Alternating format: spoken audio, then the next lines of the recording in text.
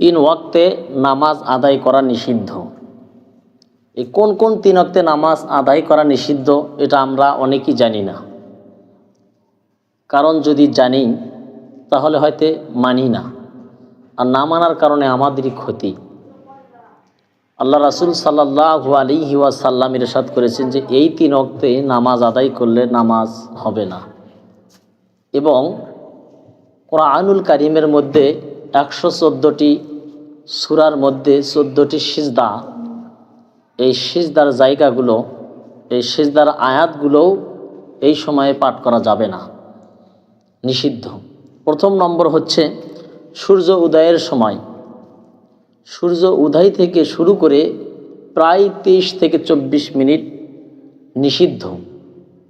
সূর্য যখন লালিমা হয়ে ওঠে, তা লাল ধারণ করে যখন আস্তে আস্তে উদিত হয়, এই সময় 23 থেকে 24 মিনিট, এই সময় কোনো ইবাদত গ্রহণযোগ্য নয়, যার কারণে এই সময় নামাজ আদায় করা যাবে না। আমরা হয়তো দেখা যায়, প্রশ্ন হয়, হুজুর যখন ঘুম ভাঙিবে তখনই তো ফজর, তখন তো ফজরের সালাত আদায় করা যাবে। এটা আমরা পড়েও পড়ি, কিন্তু এই সময়ে দেখতে হবে যে ওয়াক্ত ঠিক আছে কি না। কারণ যদি ওয়াক্ত ঠিক না থাকে, আমি নামাজটা কেমন করে আদায় করব? আর ঠিক দেখা যাচ্ছে যে ওয়াক্তে ঠিক আছে, কিন্তু এই সময় নিষিদ্ধ সময়, আর নিষিদ্ধ সময় হওয়ার কারণে এই সময় নামাজ আদায় করা যাবে না, বা ওই সিজদার আয়াত পাঠ করা যাবে না।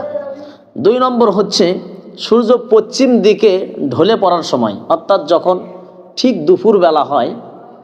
আমরা একটা সহজ বুঝে নিতে পারি, যেটা আমি আমার শ্যামা, আমার শরীরের যে শ্যামাটুকু, ছায়াটুকু, এই ছায়াটুকুই আমি দেখতে পারি, অথবা আমার পা দিয়ে আমার এই মাথাটুকুই আমি রাখতে পারি। ঠিক এই সময় যদি আমি কোনো ইবাদত করি, নামাজ আদায় করি, তাহলে তা গ্রহণযোগ্য হবে না। 3 নম্বর হচ্ছে সূর্য অস্তের সময়।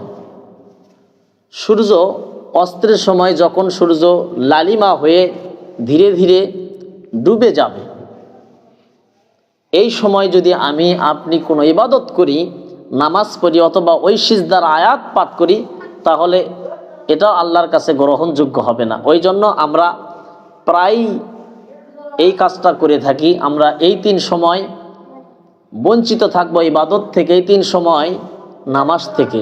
কারণ এই 3 সময়ে মদিনাওয়ালা বলেছেন, এই 3 সময়ে কোনো কিছু গ্রহণযোগ্য হয় না, ইবাদতও গ্রহণযোগ্য হয় না, অথবা আয়াত পাঠ করলেও তেলাওয়াতও গ্রহণযোগ্য হয় না। সেই ক্ষেত্রে আমরা এই 3 সময়, সকলেই এই 3 সময় থেকে বঞ্চিত হব। আল্লাহ পাক মানার মতো তৌফিক দান করুক, আমিন।